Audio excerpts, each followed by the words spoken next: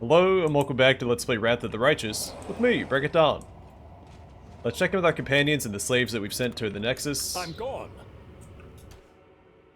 It looked like we were doomed to death, but you saved us. Glory to the Crusaders. We'll never forget how you saved us. You're a true hero, an arbiter of mercy, sent to us by Radiant Serenray herself.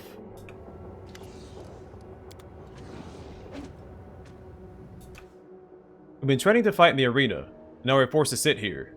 Our master wastes our talent and wrecks our future. We do it my way. So at first glance, it seems like they're going to get upset and possibly rebel, since they're not fighting in the arena, but that's not the case. Follow if you dare. Yaniel has not forgotten her days as a soldier. Despite her age and her terrible years of imprisonment, she has not lost her military bearing. She greets you with a slight nod. Tell me about yourself, Yaniel. Ah, now I can finally set things straight. It sounds like they've made up quite a few ridiculous stories about me and Mendev. But despite what you may have heard, I wasn't a perfect paladin. I was born in Mendev before the wound was opened. I remember the sadness and confusion caused by Eridan's death. In my town, the priest wouldn't close down the temple. He refused to turn it over to Iomedae. Delegations were sent to the priest to explain what had happened. They tried to convince him of Eridan's death, but he never believed them. He continued to preside over what was probably Eridan's last surviving temple. He was certain his god was still alive, and he grew old, still hoping for Eridan's return. I remember looking at him and thinking, what would it be like to be a living relic? A memory of a long-forgotten past. I suppose it's rather ironic that I've turned out to be something of a living relic myself. But it was that priest who inspired me to become a crusader. Those were the early days of the crusade. Now you call it the First Crusade, but at the time, it was just the crusade. I was almost 20. I suppose I can blame my bad behavior on my youth, and it would be partly true. I caused my commanding officers so much trouble. I argued with them, and I accused my comrades of laziness and dereliction of duty. Things weren't easy back then, and the desire to help and protect, the natural desire of every paladin, often stood in opposition to the need for violence and military efficiency. So in truth, the hero Yaniel wasn't all that heroic. Before I was captured by the demons, I was merely a troublesome soldier. I think I see a similar fire in the eyes of Sela, your companion. She is brave, and her heart is in the right place, but she's so young, she still has a lot to learn. I want to hear more about your youth. Tell me about your time in the First Crusade. Of the rebelliousness of my youth, Yaniel chuckles good-naturedly, although youth might not be entirely accurate. You see, my greatest act of rebellion actually happened during the 10th or 11th year of my service. I had a public argument with the leaders of the crusade. I told them I was tired of fighting alongside them. I said they were timid and indecisive. I accused them of turning a blind eye to injustice, among many other things. Anyway, I declared that I'd be better off on my own. Things got pretty heated, and one of the priests shouted that he'd ban me from service. Well, I shouted right back. I told him he didn't have the right. Only Iomedae could reject my oaths of duty. After that, I took my sword Radiance, gathered up all my belongings, and headed straight to the wound. I was ready to be a hero, all on my own. I was in the World Wound for 2 years. Everyone thought I was dead. I strayed far, even farther than the cursed city of Eyes. I managed to free a lot of prisoners who were being held captive by the demons and cultists. But then I was faced with a new challenge. I had to get them home.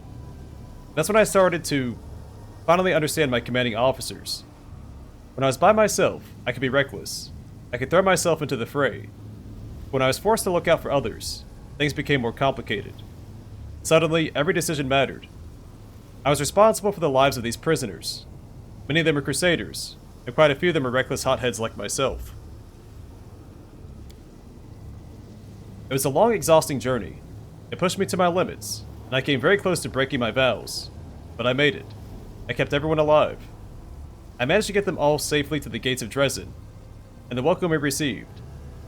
I suppose our triumphant return is what started that whole myth about Yaniel the saintly hero. The woman chuckles in amusement. But you know who came to greet me? You know who welcomed me home? The two people I argued with before my departure, my commanding officer and the priest. We nearly fell into each other's arms. and there were so many apologies on all sides. The priest's name was Anthoclitus. He later became one of the patriarchs of the Church of Iomedae, and the name of my commanding officer was thought in vain. Why did you choose to follow me into the abyss? We barely know each other. Well, I suppose the obvious answer is that I wanted to help you. After all, you saved me from endless imprisonment. But there's more to it than that. After the events in the Midnight Fane, the Queen announced that you had departed on a highly sensitive mission. Everyone was excited about the commander, but no one cared much about a strange old woman, even if she did share the name of a legendary hero. Yaniel shrugged slightly, as if she's still somewhat puzzled by her status as a legendary hero. Speaking of names, I've actually met two of my namesakes. Apparently, it's become rather common to name children after me. But I digress. While all of this was going on, I tried to find out what happened to my friends, and quickly discovered that I was alone. Denisa, my best friend, died of old age just a year ago. The priest Anthoclitus became a respected patriarch, but age did not spare his mind. He is in his final days, being cared for by his family. Jorn and Staunton, well, you know their story. And that's how it was with everyone I once knew. Everything has changed. The city, the people, the crusades. I heard no familiar names and met no familiar faces. Only the queen remained the same. My proud, brave queen. But time had changed her too. A dark storm raged in her eyes.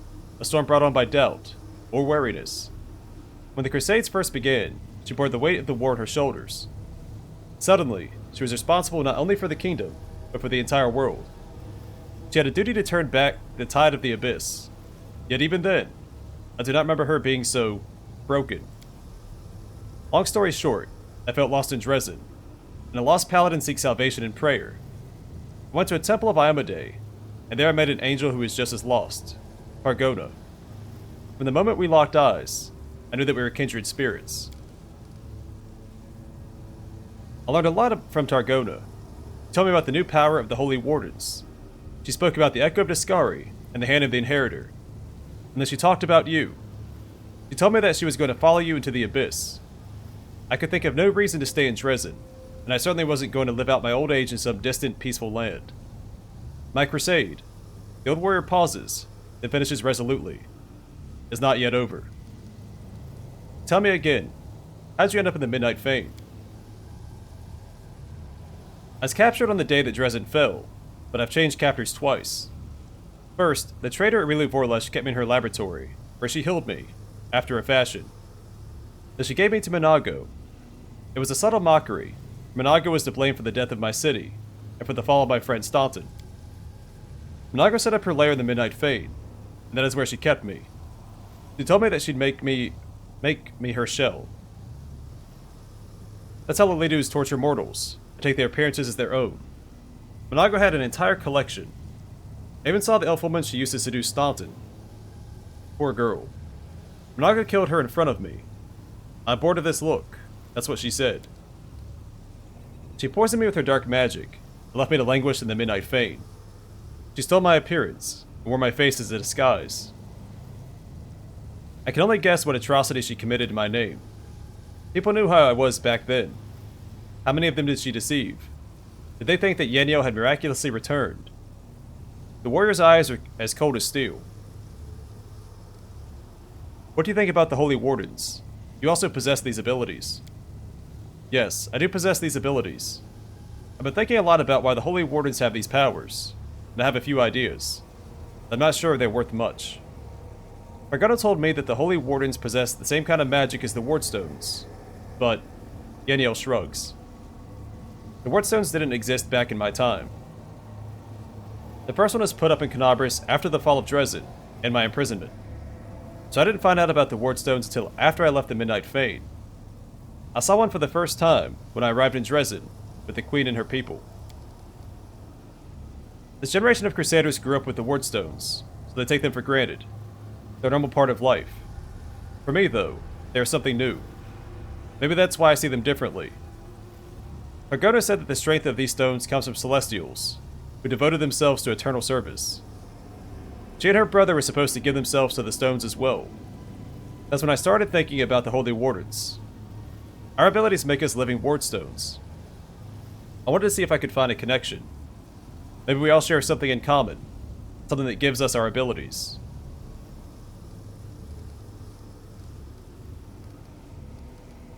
Suffering? Yaniel smiles sadly. Yes, I've drunk deeply from the cup of sorrow. But that is true of everyone in Sarkoris. And then there are the Crusades. Every generation of Crusaders has had to endure suffering. The Holy Wardens are not unique in this regard. Here's what I think. There are many worthy men and women among the Crusaders. Their eyes and hearts burn with holy zeal. But even among the Paladins and Angels, there are not many who have had everything taken from them, or who have been taken from everything. Like a tree pulled out of the ground, roots and all. And among those who have experienced such loss, few have chosen to accept that grief as a duty, a weight that they must carry. You see, we're like the angels who chose to lock themselves in the wardstones. And that makes us different from demons, because demons are anything but selfless. I think that's why demons are weakened in our presence, or near the wardstones. They can't bear such devoted service. They break something in the way that demonic power works. That's why they lose their abilities. Why they can't teleport, for example. Learned wizards would probably laugh at my theory, but it's what I honestly believe. Thank you for the conversation. I have to go. My crusade continues.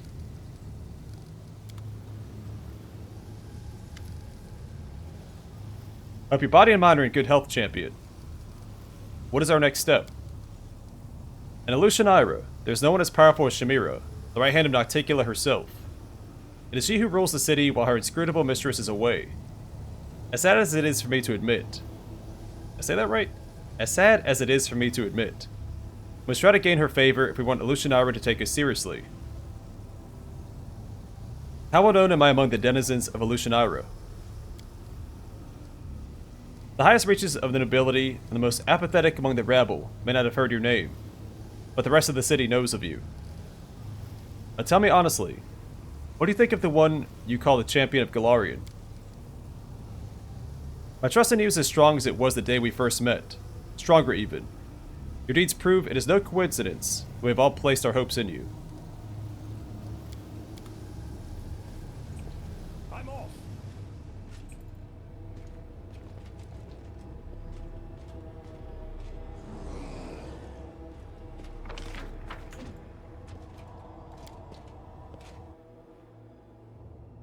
I do what I must.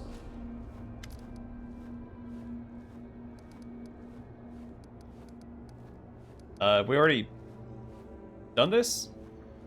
Greybor nods to you politely. As always, wisps of sweet smoke rise from his pipe. Can I help you, Commander? I want to know more about you. I know what you're asking. How did someone like me end up in these lands? A warrior without kith or kin, or godly blessing, or crusader's mantle. Many have asked the same thing. Tell me about your past. I was born in Daggermark, the city of thieves, murderers, and poisoners. I soldiered for a while, served in the infantry under Jalor Klovesh. Didn't take long to realize there's two types of Daggermark soldiers. There's the dumb thugs who need to be bossed around, then there's the adventurous lads who use the title to do murder and extortion for hire. You can guess which ones I fell in with. I knew the rules of the game, and the wealthy often called on me to solve their problems or get a leg up on their competition. Then I got into a quarrel with an officer, and I left the service and became an independent contractor. It turns out, outside Daggermark, there's a lot fewer specialists who fit my profile. A proper assassin could get paid pretty well. The job took me all over Avestan before I came here. You could have protected your home and served your own people, and you chose the work of an assassin. I don't understand you. I don't see much difference between a soldier and an assassin. They do the same job. Take orders from the same lords and masters. Except the soldiers get paid less and have to obey their dumb sergeants. You have a family. My people don't brook trade with assassins. The family I'm from are honest merchants and loyal worshippers of Torag. By now they must think I'm dead. They'd be appalled if they found out how things really stood. The dwarf grows grim, and his strong teeth clench his pipe until it cracks. As for my other family, I've got one of those too. On my travels I met a woman, fair and kind.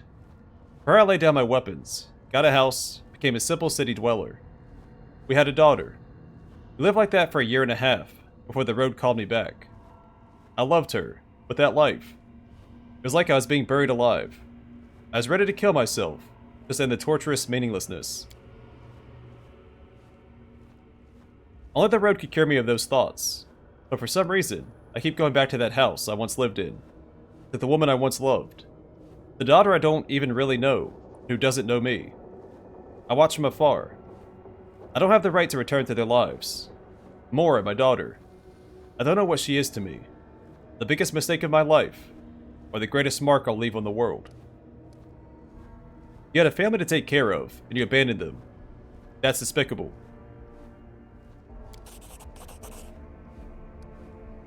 The dwarf's jaw freezes, and there's anger in his eyes. You're right. I shouldn't have let you wheedle that out of me. What brought you to the World Wound? The dwarf shrugs. There's a lot of jobs here, and not many competitors. A lot of dangerous demons, and every one of them has gobbled up someone's son, wife, or best friend. And who do they come to for vengeance? The Crusaders? They're bound up by their orders, and they lack the necessary skills. People who hire me don't want to wait until the crusade ends, if it ever will. That's where I come in, ready to deliver targeted vengeance today, for a generous fee. What's your opinion on the crusade? I lie if I said I see much difference between me and the Crusaders. Times now aren't like they were during the First Crusade. Nowadays, the ranks of the Crusaders are filled with fugitives, opportunists, exiled nobles, fortune hunters, and lads who just plain love carnage. And all of them should thank the gods that the World Wound is still open. Otherwise, they'd be busy with robbery and murder. And when they met me in the street, they'd not be wearing noble scowls, or taking off their hats and addressing me as sir. Two's pretty naive. We'll go with option 1. Don't you dare compare Crusaders to criminals. They're fighting against a demon invasion. Greybor sighs philosophically. Yes, against demons. But what are they fighting for? What's in their heads? Maybe they just like chopping up monsters. Don't fool yourself.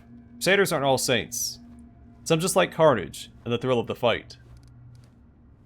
You've satisfied my curiosity. You know, you're the first among my clients to ask such questions. Which it kind of contradicts what he said earlier.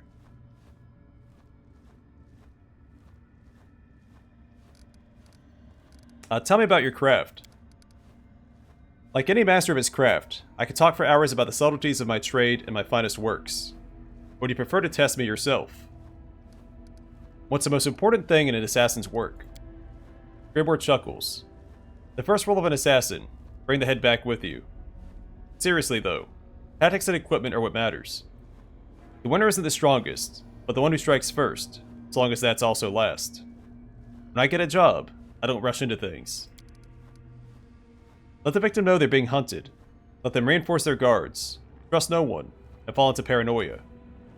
And only when the victim is exhausted, at the end of their tether, do I come in to wish them sweet dreams.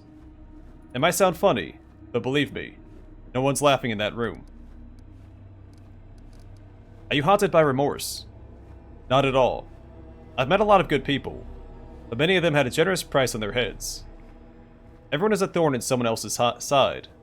For some reason, folks imagine the good lads have fair right to ruin the lives of the bad ones, and not the other way around. But it's only the morals of the majority that determines who's good and who's a villain. Those morals shift every day. I've been to many different places, talked to many different people, and the morals were different everywhere.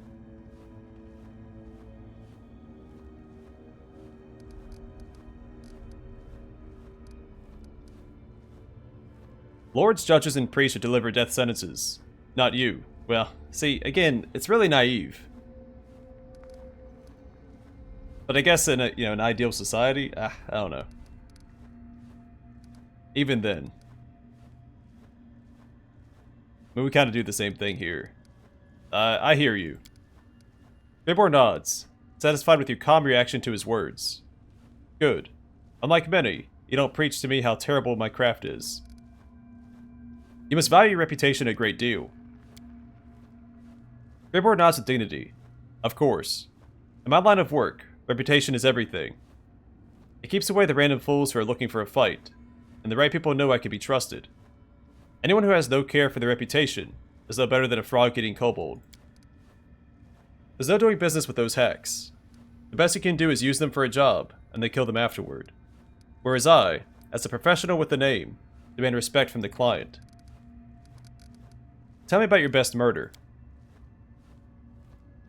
The most difficult one was a professor at the Clockwork Cathedral in Absalom. The very existence of this wizard mechanic was a secret, and almost nobody knew his face or his name. Hunting him down was a symphony of violence and hard tactics. I had to sneak through his secret underground palace that looked like a wind-up dollhouse put together by a psychopath. No rational mind could have invented such intricate traps, and there were mechanical cutlass spiders everywhere. They nearly took 2 fingers and an ear. The professor was a dangerous bloke. Day and night he wore a deadly mechanism as a sort of armor, which made him look like an 8-legged, steam-spewing winged monster. But I came prepared. A tomb raider from Osirian had taught me how to avoid the traps. And I opened up his armored suit with a lick-toed goblin sword. It's not even a sword, more like a giant can opener. They used them to pull fallen knights from their armor to devour later. But I digress. I tore open his armor and saw his true form. Don't ask me what it was.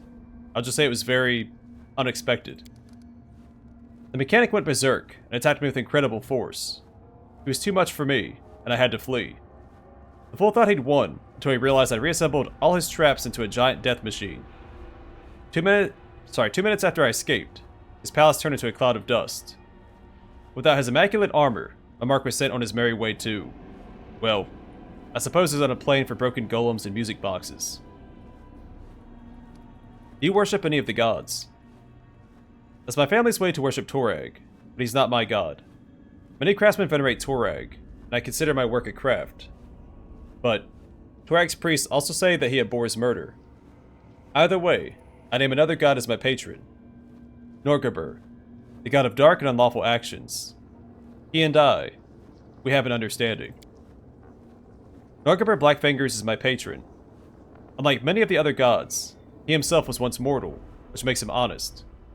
His teachings are built upon the grim truths of the streets that raised me. Norgrbur will not try to fool you. He will never demand that you achieve perfection. After all, everyone knows that he is not perfect himself. Countless psychopaths and other scum worship him too. Butchers who've conducted mass murders call him Father Skinsaw. Boneheaded street vermin that thank the Grey Master for a bunch of coins they've managed to wrest away from a passerby. And of course, the most despicable of them all, those who praise Norgrbur as the Reaper of Reputation, those disgusting, rotten rats. Politicians. I have no more questions. If you have any more, come to me. I have some experience that I'm willing to share. What do you think of your new powers? The dwarf glances at his hands. They're strong and firm, and I'm normally lean for his race. A nice bonus. My career is in for an upturn. Who knows? Maybe one day I'll pull off a truly mythical job. A deity or demon lord, or something of that sort. You like working for me? After some thought, the dwarf offers you a slight smile. Yes, I like you, Commander. You don't keep me from doing what I do. You don't try to preach at me, and you act with precision and competence. I respect that. We can stop there. Greybor nods silently, and focuses on lighting up a freshly packed pipe. We should move. So it is important, I'll take if care you of it. don't want to fight Greybor later, make sure that he does respect you.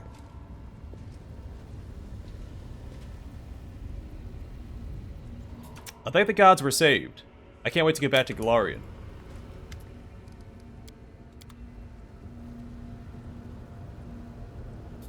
I'd rather die than go back to the demon's captivity.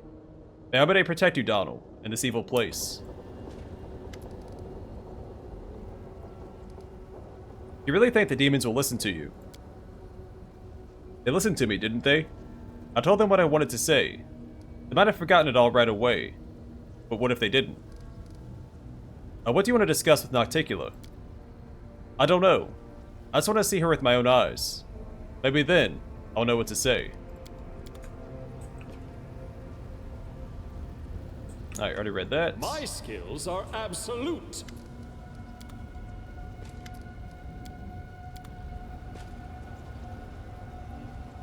I'm gone.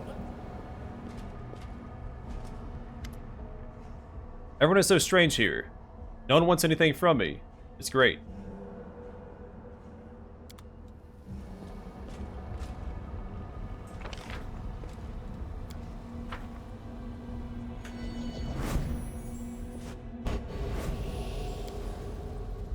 To hear you Hell Knights talk, it's like you think everywhere should be run like things are in Hell.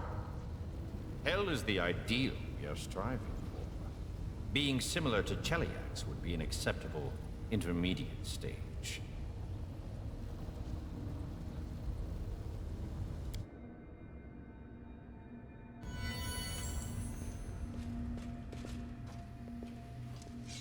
We do it my way.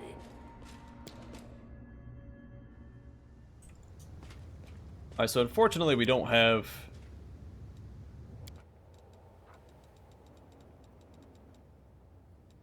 It means to teleport straight to the arena yet. There's a portal right outside the arena we can teleport to once we get it from somebody inside Battle Bliss. I don't recall exactly who, but... No, that's the case. I think we need to go up... out this way, right?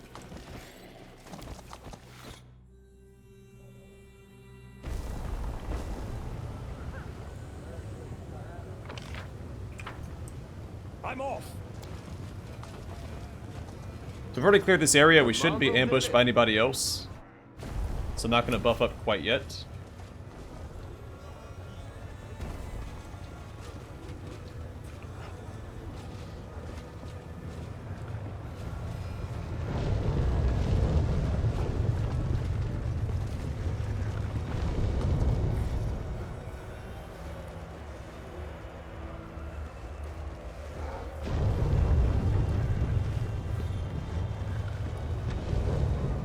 Alright, I'm going to call it here. Next time we'll enter the Battle Bliss Arena and start that. And we'll buff up before we enter just to be safe.